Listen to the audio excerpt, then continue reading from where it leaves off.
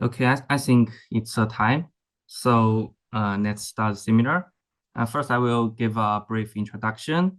Hello, everyone. I'm Dheeraj, and I'm a final year PhD student at the University of Tokyo.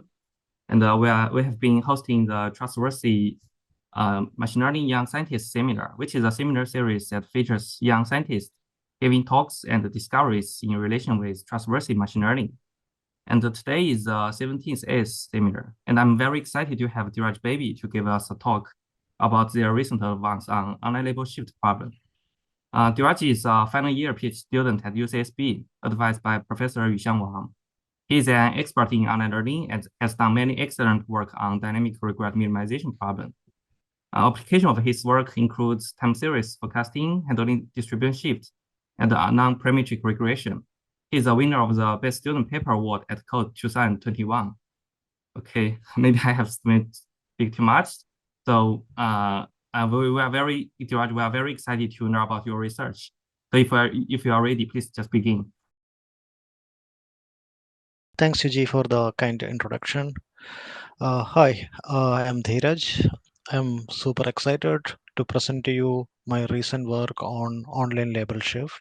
So this is a work done in collaboration with my advisor Yuxiang from UC Santa Barbara and some of my colleagues from CMU, namely Saurabh, Thompson, Shiva, and Zach. Oh, by the way, if throughout the presentation, if something is not clear, please feel free to stop me. And if you have any questions, yeah, I would be open to answer. So in this work, we studied the problem of classification under unsupervised online label shift. Let us begin by introducing the setup. We are given an offline label data source consisting of covariate label pairs denoted by XY in the figure. We then train a probabilistic classifier based on the offline data source. This classifier can be any expressive model like deep neural nets.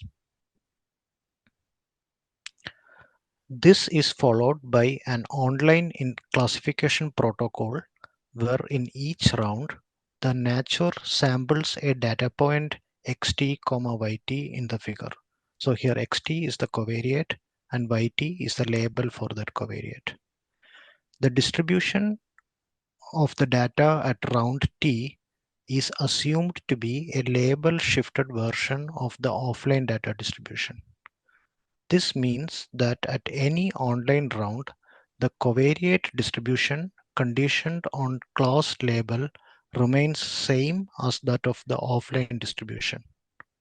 However, the marginal label density denoted by qt of y in the figure can slowly drift across the online rounds. So in the figure, the distribution of covariates conditioned on the class is Q0 for both the offline data as well as nature's data distribution. So this is the assumption that we will be operating throughout the entirety of this talk.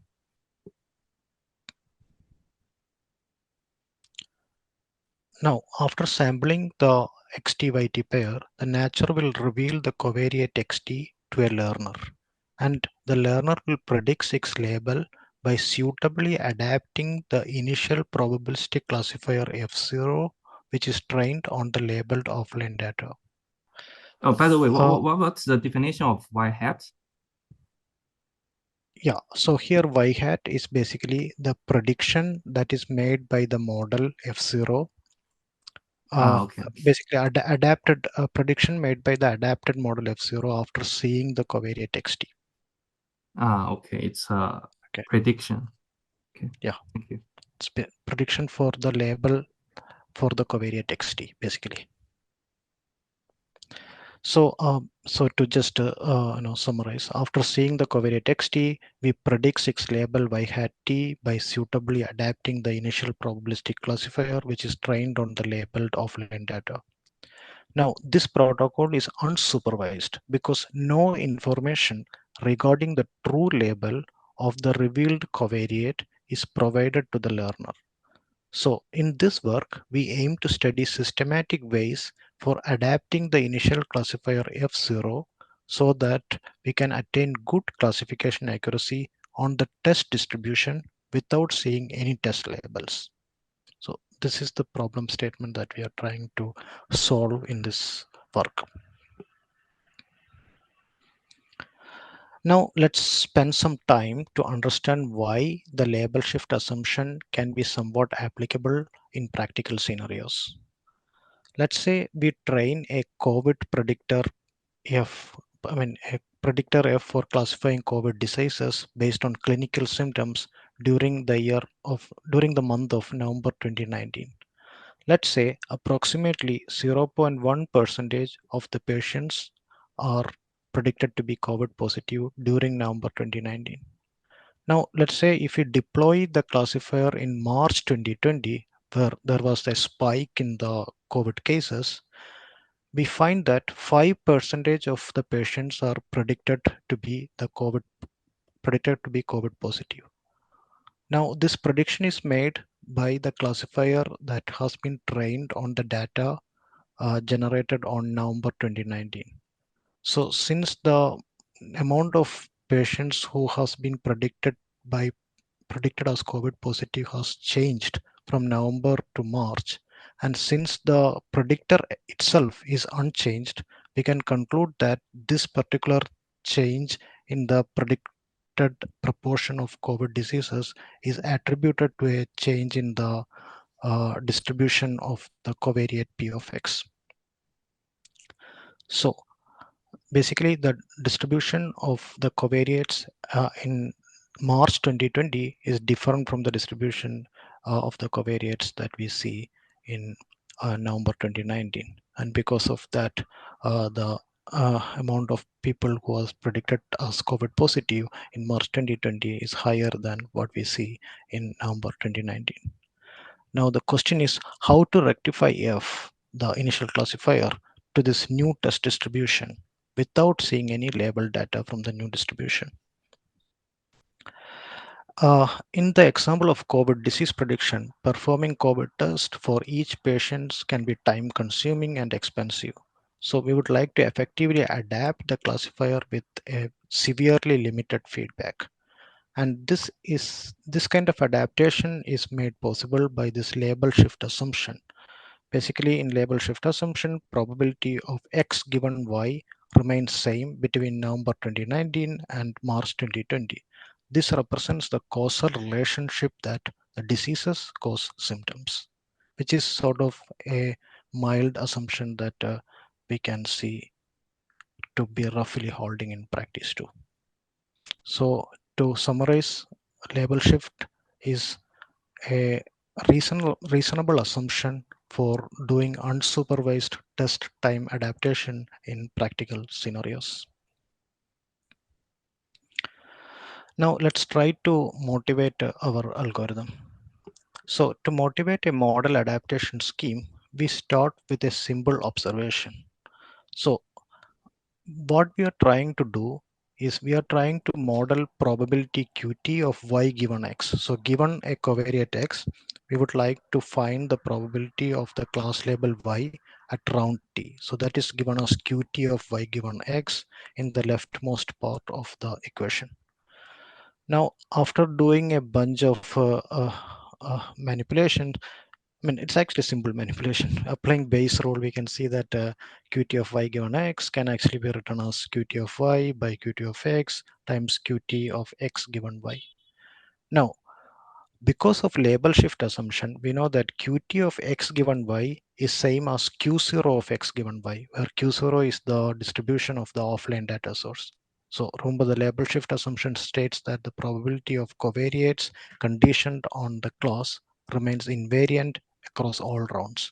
So we know that Qt of X given Y is same as Q0 of X given Y. And then applying base rule again, we can see that Qt of Y given X can be written as something that is proportional to Qt of Y divided by Q0 of Y times Q0 of Y given X. So under the label shift assumption, we have that the true conditional distribution of labels given a covariate at any round is an importance weighted version of the corresponding conditional distribution of the offline data. Here, the importance weight is defined by the ratio of the marginal label densities between round T and the offline data, which is labeled as Q0 here. This observation then motivates a natural adaptation strategy where we estimate the importance ratio and use it to reweight the initial classifier F0. So this is what I have shown at the very last equation in the slide. So basically we have this initial classifier F0. So I replace Q0 of y given x by F0 of y given x, which is basically the initial classifier. And then we will try to estimate hat Qt and estimate hat Q0, which is basically the label marginal for round T as well as the label marginals for the offline data respectively. Since we have a lot of label data that is already available in our offline data source, estimating Q0 of y is very easy. The challenge here is to estimate Qt of y based on limited amount of online data that is given to us through this online protocol. And in the rest of the talk, we will try to address this challenge of estimating the label marginals in a statistically efficient manner so that we can reweight the initial classifier accordingly. So this will result in a natural pipeline for solving the unsupervised online label shift problem. So at any round, the nature reveals a covariate. We then input the covariate offline label data and the initial classifier to a procedure called BBSC to obtain unbiased estimates of the label marginals at that particular round. Here, this procedure BBSC is based on a prior work by Zach Lipton, my advisor Yushiang, and Alex Moller. This procedure takes in three inputs. First, the offline label data. Second, the initial model F0. And third, the covariate that is revealed at online round XT. Then by leveraging the label shift assumption, the BBSC procedure will produce an unbiased estimate of the true label marginal at round T. The unbiasedness here is a good property. However, the variance of the estimate produced by the BBSC procedure can still be large because we do not see a lot of covariates at any online round. We will only see maybe at most one covariate at each online round. So due to this, we need a way to reduce the variance of the outputs produced by the BBSC procedure so that we can use the reduced variance estimated outputs to rewrite our initial classifier. So to further reduce the variance of the outputs produced by BBSC, by injecting a little bias, we pass the unbiased label marginal estimate to something called an online regression algorithm. This provides us with the high quality estimates of the true label marginal at that round, which is denoted by hat Qt of y in the figure. The fundamental idea behind online regression is as follows. Suppose we know that within a time interval, the drift in the label marginals is sufficiently slow. Then we can average out the unbiased estimates produced by the BBSC in that time interval to reduce the variance of the label marginal estimation while injecting only a little bias. Online regression algorithms are used here to detect such time intervals where the label marginals drift slowly. Then it averages out the unbiased estimates from the BBSC procedure within that time interval to produce high quality estimates of the true label marginals within those time intervals. So this is the basic idea behind the online regression algorithms. We will talk more details about how online regression algorithms accomplish this soon. So once we have the high quality estimates hat Qt of y, which is basically the high quality estimate of the label marginal at round T, we can simply use them to reweight our initial classifier according to the rule that is displayed in this final box here, the reweight box. So this completes the entire pipeline for solving the unsupervised online label shift problem. Now we do some experiments to validate our proposed solution. So in order to do that, what we consider is basically an evolution of label marginals, which is basically a mixture of two distributions. So one of the components in the mixture is basically uniform distribution, mu1, and another component in the mixture is basically a very highly imbalanced distribution where all of the weights are assigned to one particular class. Okay, and then we vary the mixture density as a function of the number of rounds t. Okay, and the mixture density here is displayed as AT in the figure. So we consider two types of shift, sinusoidal shift and Bernoulli shift, for varying this mixture density AT. So in sinusoidal shift, the AT is basically smoothly varied as a sinusoidal curve as a function of time. In Bernoulli shift, AT is either 0 or 1 based on the outcome of a Bernoulli trial, which represents somewhat more abrupt shift in the label marginal as a function of the rounds t. And we conduct experiments with this kind of shifts across various synthetic as well as various data sets, synthetic as well as already published data sets. And in this figure, what we are actually reporting is basically the classification error of various online label shift adaptation schemes. So our procedure is what is displayed on the bottom row, and we can see that the proposed solution achieves lowest classification error on most data sets and scenarios. So this was all about our proposal for online for adapting to online label shift. As we have noticed, one of the most important thing in the pipeline for solving the URLs problem is this online regression algorithm, right? For producing high quality estimates of the label marginals based on unbiased estimates of the label marginals outputted by the BBSE procedure. So let us spend some time to understand a little bit more detail about how this online regression algorithms work. So problem setup of online regression is as follows.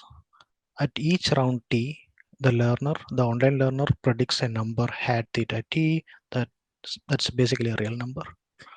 The adversary then reveals a noisy label yt, which is equal to some ground truth theta t plus some noise, normal Gaussian distributed noise epsilon t. So at each round, the learner is basically trying to come up with an estimate of the ground truth theta t only based on all the observations that has been revealed in history. So while making a prediction around t, the learner only has access to the observations y1, y2, etc. up to yt minus 1. And it will use all of these observations in order to estimate the ground truth at round t, which is the ground truth at round t is represented as theta t, and our estimate is represented as hat theta t in this slide. Now, the final goal of the learner is to control its dynamic regret or the online estimation error, which is displayed as RT in this slide. So RT is basically the total squared error of the estimates that is produced by our online learner, summed across all rounds, capital T. Now let's define a quantity called CT, which is basically the total variation that is incurred by the ground truth sequence theta t. Now our goal will be to control this total squared error RT as a function of the time horizon T and the variation, total variation CT. So if the ground truth sequence is like, let's say, constant, right? Then we know that the estimating such sequences is very easy, should be very easy, at least intuitively. On the other hand, if the ground truth sequence is like abruptly varying, then its total variation will also be large, and we should expect to that estimating such abrupt sequences might be intuitively little bit harder. So that's why we are actually aiming to control RT as a function that scales us with T as well as the total variation CT. And total variation CT naturally captures the complexity of the ground truth sequence theta T. More complex the sequence is, harder to estimate it, basically. Now, this particular protocol that I just described has deep connections to the literature of non-parametric regression, which has been studied in the statistics community since early 1990s. So in the statistics community, they basically study an offline version of the problem that I just described. So in the offline version, they assume that they have access to all the observations, I mean, all the noisy observations, y1, y2, etc. up to yt ahead of time. And they are trying to estimate the ground truth signal based on all these noisy observations. Now, there are several optimal algorithms for doing this offline denoising, total variation denoising task. And some of the algorithms include wavelet smoothing from Donoho and Johnstone, locally adaptive regression splines from Van de Geer, and trend filtering, which is like one of the leading total variation denoising algorithms from non-parametric regression literature, initially popularized by Ryan Tibshirani and other researchers. But none of these algorithms will be useful in solving our online estimation problem, because all of these algorithms can only work if the observations are revealed ahead of time. It cannot support an online observation model. So our goal will be to come up with algorithms that can do this kind of total variation denoising in an online observation model that we just discussed in the previous slide. So to better understand why this estimation task is a bit challenging, let's try to do some experiments. Okay. So in this figure, what I am plotting is a signal. So the black dotted line is basically the ground truth signal, and you can see that the signal has varying degrees of smoothness. So on the left hand side, the signal is varying very smoothly, while on the right hand side, the ground truth signal is actually varying a little bit abruptly. The circles in the figure are basically the noisy observations that are given to us. Okay. Now let's try to estimate the ground truth signal using some basic simple online algorithm. So one basic simple online algorithm is called moving averages. Moving averages is basically parameterized by one window size hyperparameter.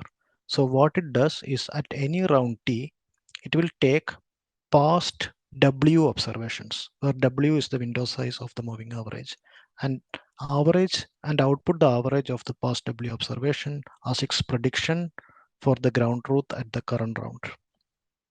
Okay, so what I'm plotting here in orange line is basically the estimates that are produced by the moving average with a window size of 500.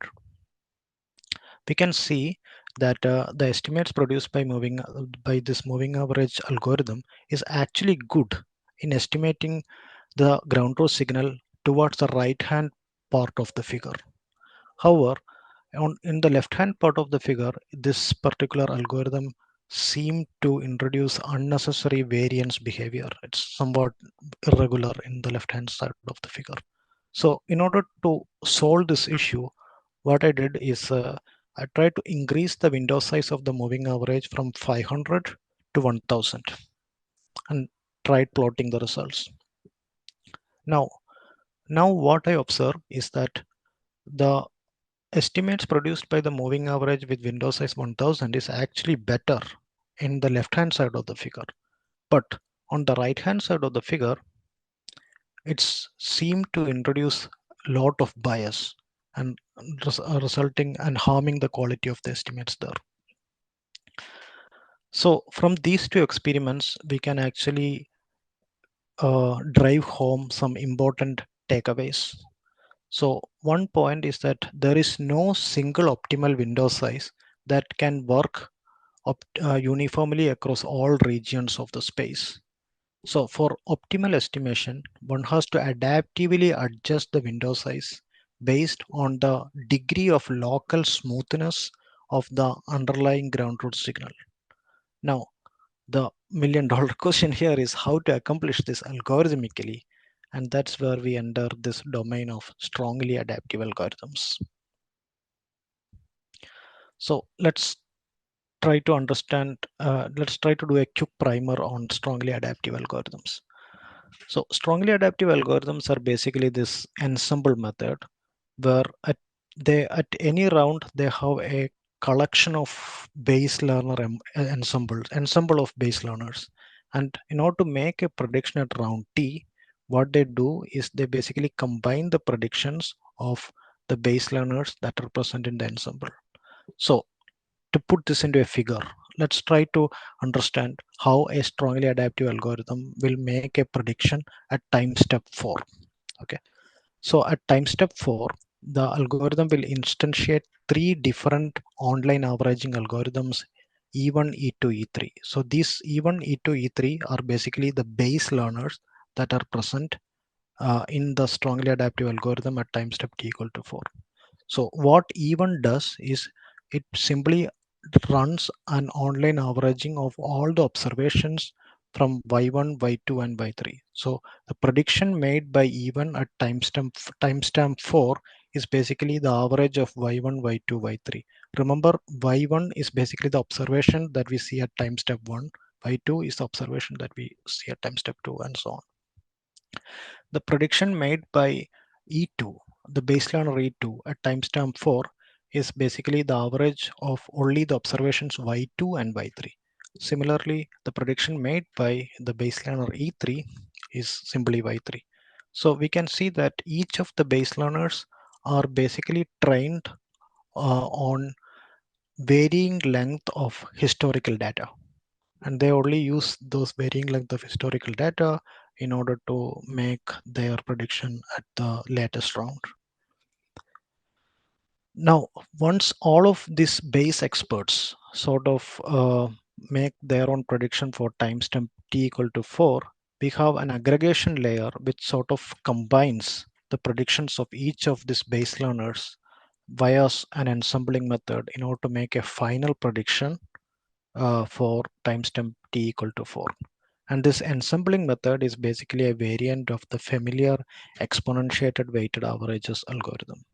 So this is the high level picture of how strongly adaptive algorithms work. Maybe we can delve a little bit more into the technical details of an instantiation of a strongly adaptive algorithm. So in this figure, what I'm displaying is this famous algorithm called follow the leading history, which is originally developed by Hassan and Sheshadri back in 2007. So at each round T, we have a collection of T base learners. So each of these base learners will basically run like online averages, starting from time 1, time 2, time 3, etc. So we will maintain a distribution VT across all of these base learners at round T. Okay, and we will use this distribution VT in order to combine the prediction of each of the experts by simply doing a weighted sum of their predictions at step 2. So here xt, which is the final prediction that is made by the strongly adaptive algorithm, is basically a weighted sum of the individual predictions made by all of the T base learners available in the ensemble pool, and the weight is given by the distribution VT that we maintain across this algorithm. Now, once we make the prediction, we get to know we get the noisy observation is actually revealed to us. And once that noisy observation is revealed, we update the weights that are allocated to each of the base learners in the ensemble pool. And the weight updation scheme is actually very simple. Basically, the weight that is allocated to the ith model is proportional to the current weight times exponential of some minus negative learning rate times ft of xt of I, where ft of x is basically squared error loss. So what I'm trying to say is that the weight more loss that the current expert actually suffers at round t, the more degraded its weight will be. That's it. It's a very simple weight updation scheme, even though it looks a bit complex when we write that in equation.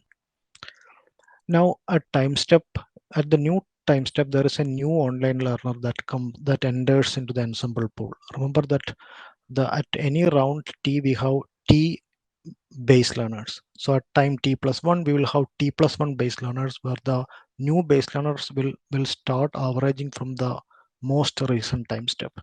So we will allocate a default weight of 1 over t plus 1 to that newly entered base learner into the ensemble pool, and then renormalize the weights of the previously present base learners, so that the distribution weight is still sum up to 1. So that's this addition step at step 4 in the figure. So to summarize, basically what they are trying to do is they are trying to run base learners that are trained on different length of the historical data, and then combine the predictions of the base learners using an exponentiated weighted averaging algorithm. So this is basically the simple summarization of the strongly adaptive algorithm that is displayed in this figure. Now let's try to understand why they can be useful, right? So they have this beautiful property called low adaptive regret. So remember that our observation model yt is basically yt equal to theta t plus epsilon t, where theta t is the ground truth and epsilon t is the noise and yt is our observation. Now you consider any time interval ab, okay, and hat theta t here is basically the estimates that is produced by the strongly adaptive algorithm. So these algorithms has this nice property that the total estimation error incurred by the algorithm within the interval AB is comparable to the estimation error incurred by the average of all the ground truth within that interval.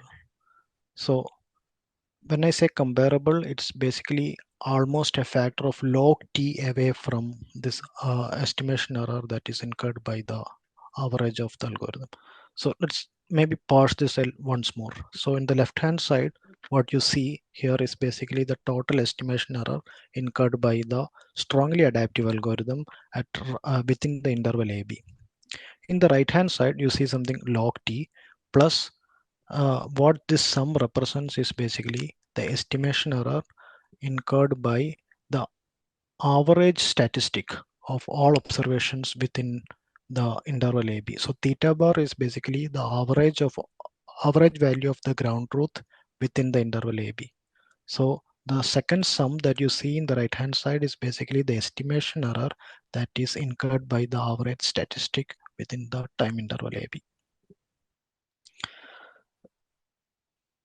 So let's try to visualize this in the form of a picture. Okay. So what I'm trying to plot here in blue is basically a signal with varying degrees of smoothness, in the sense that in some regions of the space it's abruptly varying, in some other regions of the space it's smoothly varying. Okay. Now in red, what I have shown is basically three time intervals, and if you notice, you can see that in each of these three time intervals the ground truth signal is more or less constant, and like it's very slowly varying. Okay, so the what the previous equation, what that tells us is that the strongly adaptive algorithm attains similar performance as that of the optimally average predictor within any time interval. So if you look at the left-hand time interval, the optimally average predictor will have a smaller window size. On the other hand, if you look at the middle time interval, the optimally averaged predictor will have a larger window size. So what the previous equation is telling us is that a strongly adaptive algorithm is able to get a performance comparable to the optimally average predictor in any time interval. So that's where this adaptive window size selection is automatically sort of implemented by using strongly adaptive algorithms. So when parts of the regions where the signal is varying slowly, it will use a window size which is automatically smaller. But in regions of the space where the signal is varying somewhat smoothly, it will automatically use a window size which is large enough. And by using strongly adaptive algorithm, we now accomplish our goal of adaptive window size selection for performing the task of online total variation denoising. So that's the induction that we have given in the form of a picture. We can formalize all of these things and come up with some guarantees on the total estimation error that is incurred by the strongly adaptive algorithm. So it can be shown that the strongly adaptive algorithm attains a total estimation error which is growing as order t to the power 1 by 3, ct to the power 2 by 3 plus log t. And this particular estimation error can be shown to be minimax optimal, and this is attained without any prior knowledge of the variability ct of the ground truth sequence. So this is how online regression algorithms work. Now, if we go back to our pipeline for solving unsupervised online label shift, we can see that the input to the online regression algorithm is basically an unbiased estimate of the label marginal. And the output is basically a high quality estimate of the unlabeled marginal. So because of the previous guarantee, we will be able to prove a formal result on the quality of our label shift adaptation scheme. We can show that the dynamic regret of our unsupervised online label shift adaptation solution is scaling as something that is actually written on the shown in the equation here. So here sigma min is basically has something to do with the minimum singular value of the confusion matrix of the classifier that is trained on the offline data source, but it's not that important for this understanding this. I would focus my attention solely on the dependency of the dynamic regret as a function of timestamp t and the variability vt, where the vt is defined as the total variation distance of the label marginals accumulated across all round. So for the purpose of understanding this theorem statement, I would probably focus on how it scales as a function of t and vt. And here dynamic regret is defined as the loss of the loss suffered by our solution minus loss suffered by the optimally reweighted classifier in hindsight. And this can be shown to be information theoretically optimal too. So for future work, what we are trying to do is we are trying to handle other type of causal structures for online distribution shift. For example, like generalized label shift, where probability of some latent variable c given class marginals is remain to be fixed, and how to extend the current work to such kind of scenarios is something that we are trying to understand. Then another direction of future work is change point detection without any sort of uh, feedback, test labels from the test distribution. And also another future work that we would like to explore is how to incorporate the prior knowledge of the shift dynamics to the current online label shift adaptation pipeline. So this is basically the essence of the solution that we proposed. And yeah, thank you for your attention. And I would be happy to take any questions. Thank you, Dheeraj. Thanks for the nice talk. It's really interesting to see the relationship between the online label shift problem and the online regression. And I think we have a question in the chat box, so I will read it out. Okay. Thanks for the interesting explanation. How can I robustly control sample size and the variance in Bootstrap the online regression Oracle estimates? How would you resolve the differences in difficulties of the adaptation problem and the performance algorithm depending on the pattern and the rate of change of the label distribution? To what extent is the assumption of invariance of class conditional distributions applicable to real-world data? Maybe there are many questions. Maybe you can just maybe we can just focus on the first one. Okay. Yeah, actually, let me go and open the chat box. Yeah, you can. It's Oh yeah. Can you open the chat yeah. box? Yeah, right. So yeah, thanks for the question. So how can you robustly control sample size and variance in bootstrapping? So sample size. Sample size in online round is not in our control. So at each round we only get one sample from the test distribution. Now, because of that, the variance can be very high, right? So the whole goal of the online estimation is to adaptively club the rounds in which the variation in the label marginals is very small, and then average out all the unbiased estimates within that time window in order to produce high quality estimates with reduced variance. So in this way, online regression algorithms is able to adaptively increase the effective sample size that you see at any round. Now, the next question is, how would you resolve the differences in difficulty of the adaptation problem and the performance of the algorithm depending on the pattern and rate of change of the label distribution? Okay. So the difficulty for the adaptation problem, right?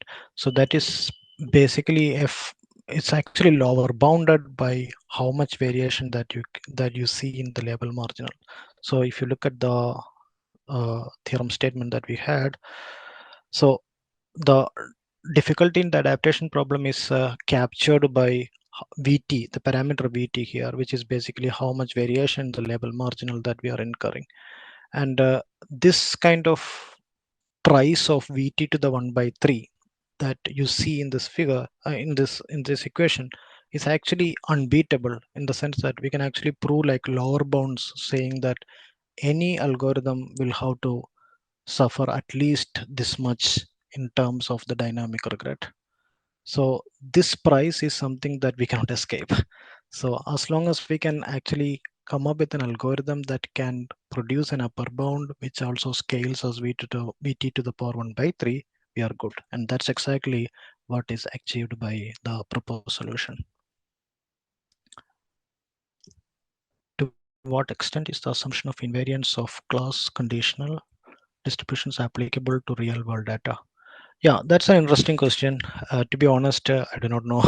I would imagine that, of course, label shift thing is, of course, us theoreticians, we work on cartoonistic representations of real world models.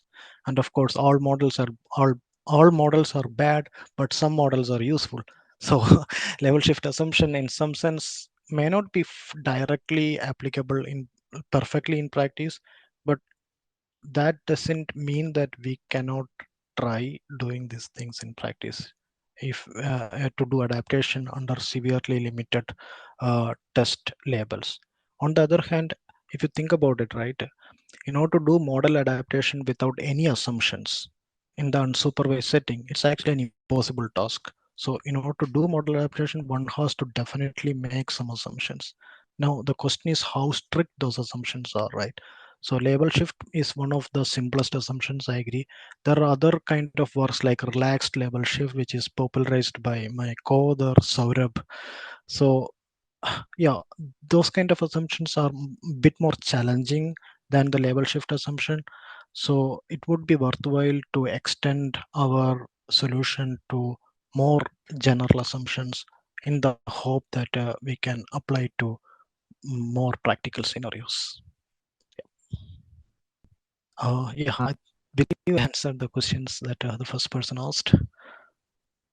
Okay, I think we have many questions. Maybe we can go to the second one. Every the question is about the experiment part. The question is, do you utilize real-world data set in your experiments? Right. So there was this particular data set called SHL dataset. I think we reported the experiment. I mean the results with that dataset in the paper, but unfortunately I didn't include that in my slides. But yeah, Okay. we had some work on the paper. Yeah. Yeah, and the next question is, if you use real-world data sets, so how do you validate the label shift assumption with this data set? Yeah, that's a good question. Yeah. That's a good question. Yeah. That's something that it's a bit trippy. We cannot validate entirely on these things. Yeah. Okay, and additionally, do you do some experiments to say if the label shift assumption is do not hold, what's your performance of your algorithm?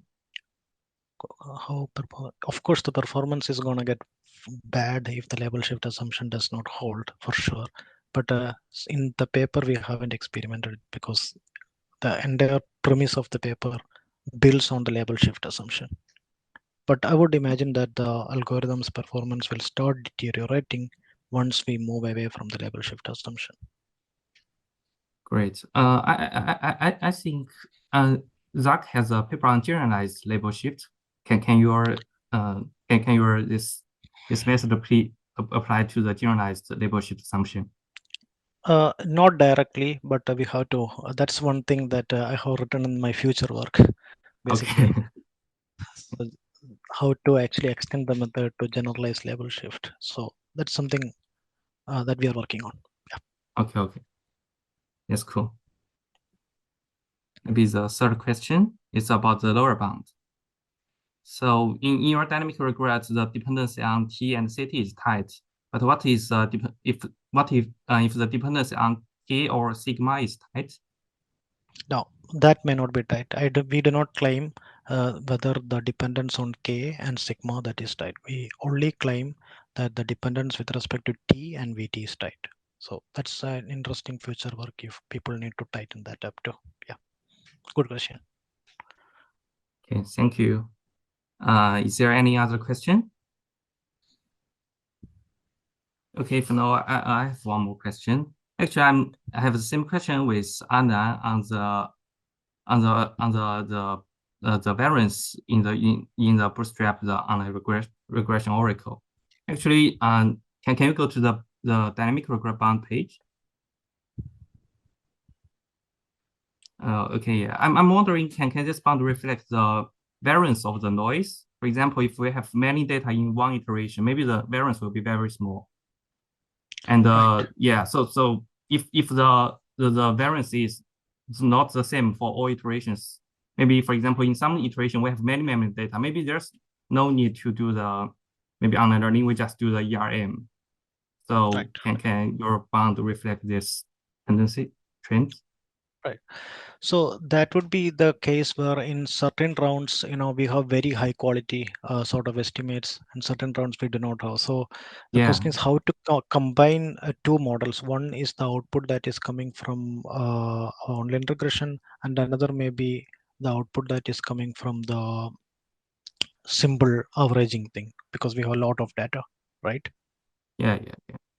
So a natural strategy would be to run a layer of experts weight over the top of that. So one expert is online regression, and another expert is Okay. basically simply outputting the all the observation that you see at the round T, average of all the observation at round T, and then allocate the weights accordingly. So if you do that, I think we might be able to get tighter bounds. Okay, but how many experts do you need? Since we okay, yeah, we if we know the variance, we can just maybe add the expert on the iteration with many data. But if we do not know the variance, can we add the expert? So if I mean, the we will. variance of the noise is not known, Mhm. so can we Oh, simply add the expert using?